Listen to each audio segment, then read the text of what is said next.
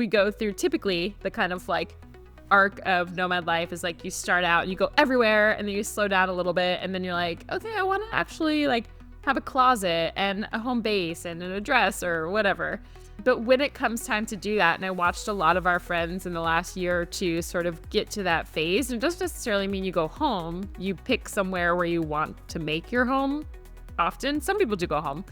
But I watched a lot of our friends, and myself included as I've thought about this, which is like, as we mentioned with the restaurants, it's like no one place feels right. You're like, well, Cape Town is great these months, but then it gets cold, or, you know, this place is fabulous, but it's really far away from home, so I wouldn't want to spend more than 2 months there. And like, I would spend all my time here, but hurricane season gets to be a lot. Or it's like, or even if you choose, let's say you chose Puerto Escondido as your beach town, then like, you're like, okay, I want to make this my place. It's like, well, it's not as convenient. Like, I can't get all the things I need shipped to me all the time, or a time zone, you know, it's like, or you miss mountains, or you miss skiing, or it's like, as a nomad, people often chase summer all year long, and whenever you crave something, you can have it. So you're like, I want the beach, now I want the mountains, and now I want the city, and now I want, you know, a different lake, and you can have it anytime you want. And so when you try to choose one place,